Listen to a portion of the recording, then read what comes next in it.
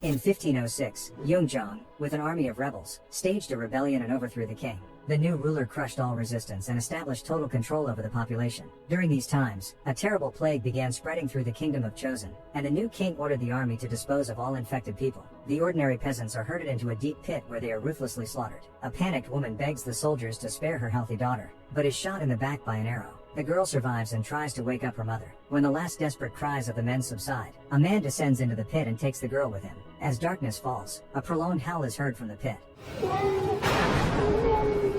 10 years have passed since that day. Yeongjong is informed of rumors that have been circulating throughout the kingdom. People are concerned that monsters have appeared in the mountain where the extermination of the infected took place, and are preying on civilians. These events are causing great panic among the population, and this could threaten the king's authority. Therefore, he is forced to take drastic measures. Somewhere in the middle of the forest, Yeon and his friend Sung and adopted daughter Myung try to procure some food, but are unsuccessful in doing so. The hapless hunters fail to catch any fish either and return home with nothing. Myung urges her father to move from the remote village closer to the palace to have access to normal food. Yeon refuses the girl for the nth time and sends her off to the garden to get vegetables for the soup. Meanwhile, an intruder arrives at their yard and peeks through the windows of the house. Myung grabs her bow and aims it at the stranger's back, demanding that he introduce himself. The servant, named Her, says that he has come for the man who used to work in the king's personal guard. Myung cannot understand who he is talking about, for her father is an ordinary peasant. At that moment Sung approaches her and, out of surprise, she fires an arrow at her guest. The young man manages to duck and meets the girl's eyes. A romantic spark instantly flashes between them. Yun appears at the commotion and Her says that he came to see him at Gyeongjong's orders. Myung is surprised to learn that her father and Sung were indeed His Majesty's finest guards. Nevertheless, Yun has no intention of returning to his former occupation and tells her to leave. However, Yeongjong arrives at the man's house in person, and all present bow before him. During the meeting, the king recalls the events of 10 years ago. Yun came to the palace with the little girl in his arms, demonstrating to everyone that she was not contagious. The guardian was shocked by the king's senseless cruelty and expressed disappointment at his cruel order. According to him, the disease no longer exists, and the king simply wiped out his subjects. Yeongjong's guards drew their swords to deal with the man.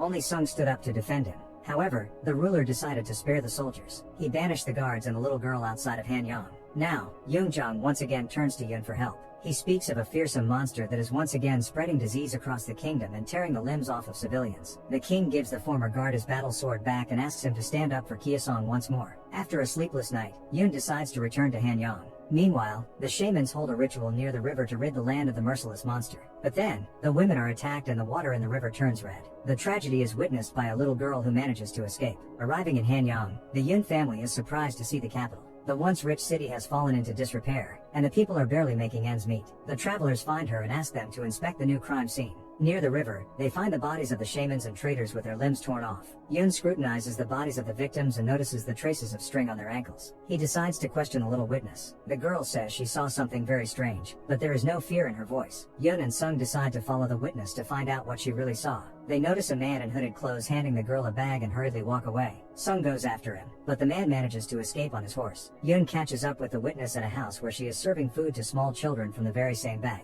The girl confesses to the man that she lied to him about what happened at the river in exchange for the food. Because of the rumors about the monster, people are afraid to go out to work at the market and the locals are suffering from starvation. Although the girl has not seen the beast in person, she believes it exists. Meanwhile, another attack occurs in the mountains. Yun and Sung discover knife marks and strange blisters on victims' bodies. The men notice that one of the bodies is pinned on a branch of a tall tree, something no human could have done. After examining the bodies, Yun reports to the king. He claims that all of these men have been attacked by a man. Someone deliberately used knives to simulate a monster attack. However, all the victims were infected by an unknown disease. A mouse test subject after contact with the bodies instantly began getting covered in sores and passes away in a matter of hours. Yun is determined to find out who or what is behind the crimes. Jong orders the formation of a search party with Yun in charge to hunt down the monster. The authorities are willing to send only 100 of their soldiers on the mission and tell them to gather volunteers from among the peasants. The guards forcibly take men away to join the search party, leaving only women and children in the capital. Among the volunteers, Yun grudgingly notices his adopted daughter, who has disguised herself as a guard. The captain orders her to remain in the city, but she vehemently refuses to comply, and in the end persuades him to take her with him. At the sound of the gong, the search party sets out into the mountains and thoroughly sweeps the surroundings. However, apart from some pink slime dripping from tree branches, they are unable to find anything suspicious. Sung suggests they finish the search so they can return to the city before dark, but Royal Army Commander Jin insists on moving on, as the monster is out hunting in the middle of the night. Myung anxiously tells her father that she hasn't noticed a single human bone along the way, which means the creature could be very hungry. Despite her daughter's concerns, Yoon tells the group to split into groups and continue their search. Meanwhile, the king has a conversation with his advisor. He is confident that once the search is completed, they will find that there is no monster. He will inform the people and trust in the authorities will be restored. The king is sure that all of these attacks have been orchestrated by someone. As darkness falls, Yoon's group encounters their first problems. An old volunteer goes astray and heads in the opposite direction from the search party. After following him, Sung reaches a cliff, where he is horrified to see fresh traces of red fluid. Soon Yoon, Myung, and her also reach the cliff. The girl finds the place very familiar, as if she has been here before. Sun beckons his friends over and shows them the imprint of a huge paw that has been left on the ground. As the other volunteers gather at the cliff, Yoon tells them to keep searching in the pit. Meanwhile, Jin orders his soldiers to eliminate all the volunteer peasants in their group. After the atrocities are committed, he orders some of the soldiers to return to the palace. Yoon's group sees a signal fire in the sky, indicating that Jin has discovered the monster.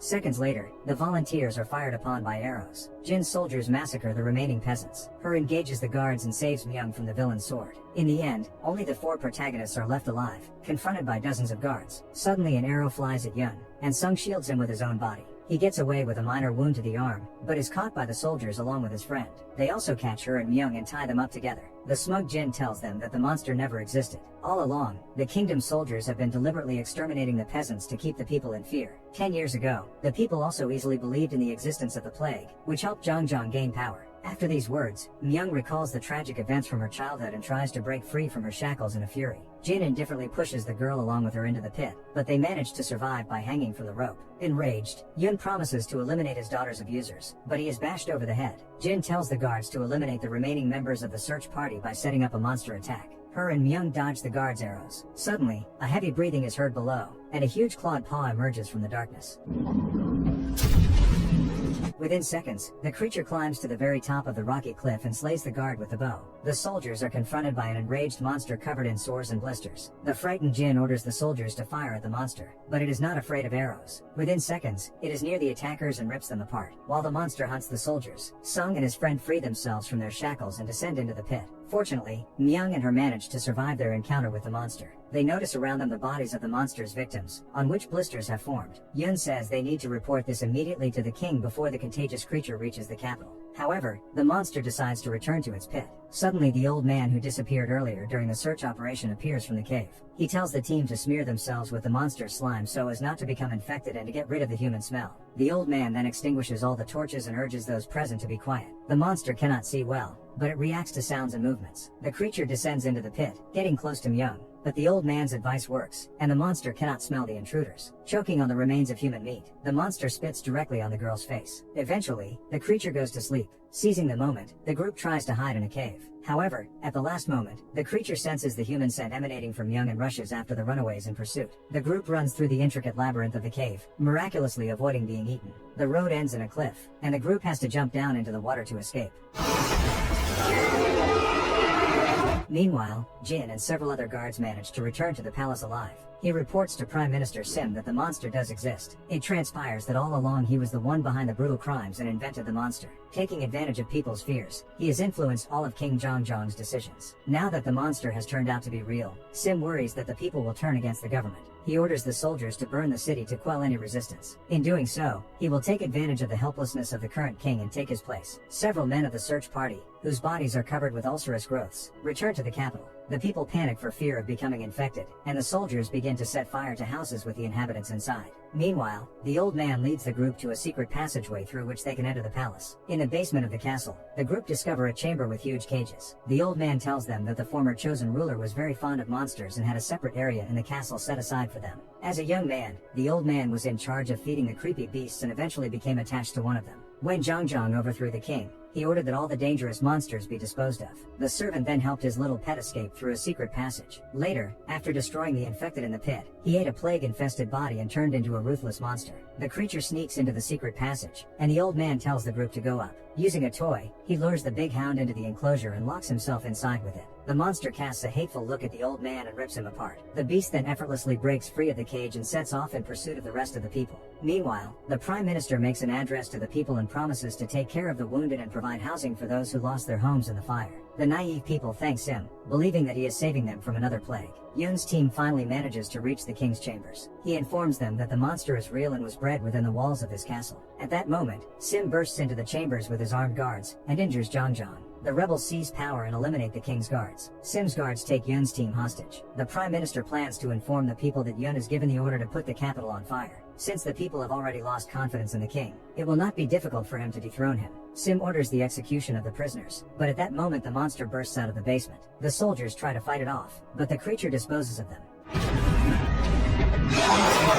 Meanwhile, in the courtyard, Myung pretends to have a terrible itch and the others play along with her. By distracting the guards, they manage to stealthily free themselves from their shackles and beat their opponents. Taking advantage of the commotion, Jongjong and Yoon also escape from the guards. Sim sends all the guards of the kingdom to fight the monster. Eventually the creature is contained by huge ropes. The king is located by his loyal servants, and Yoon orders them to hide His Majesty in a safe place. Sim orders the soldiers to take the monster outside the castle so that it may be publicly destroyed in front of the admiring crowd. However, the beast violently breaks free of its shackles and its red fluid splashes onto the guards. They instantly become feverish and their bodies become covered with numerous sores. The Prime Minister and several other guards run away in a panic. When the protagonists arrive on the scene, they decide to set a trap for the monster in a basement holding cell. Despite the protests of his loved ones, Yoon decides to be the live bait to capture the beast. Meanwhile, the palace is stormed by locals to escape the contagion that has infested their homes. Myung informs them of the monster that is in the palace and urges the people to help close its exit to the village. She also informs them that Sim is responsible for setting the fire and destroying their loved ones. The enraged people drive the Prime Minister inside the castle with pitchforks and lock the gates, leaving him to be devoured by the monster. Yoon fires signal flares into the sky, attracting the monster's attention.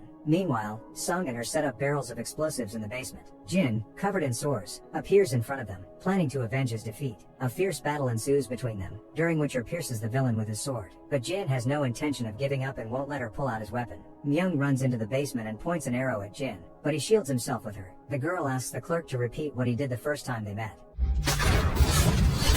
Jin's body falls to the ground, and Yoon bursts into the basement, chased by the beast. The team ignites the fuse and hastily flees to the top. Before leaving the basement, Yoon notices that the flames have gone out. He forcibly pushes his best friend outside and asks him to take care of Myung. The warrior locks himself inside with the monster and throws his torch into the explosive containers. An explosion occurs, which shudders the castle. After realizing that her father has remained inside the basement, Myung becomes hysterical. Daybreak comes and the rain washes down the bodies of the victims. The monster is defeated and the people open the castle gates. Myung desperately tries to find her father among the rubble. Suddenly she hears someone breathing under the boards, and finds Yoon still alive. The townspeople help dismantle the wreckage to rescue the warrior. The happy girl is reunited with her adoptive father, and the people congratulate each other on their victory. At the end of the story, Myung is left to serve at the palace with her beloved her. Her father and his friend decide to return to their home to resume their normal lives. On the way back, Sung asks Yoon how he managed to survive. It turns out that at the last moment before the explosion, the man strapped his body to a rope and flew up. The plot of the movie is based on real records that were written during Chosen's time.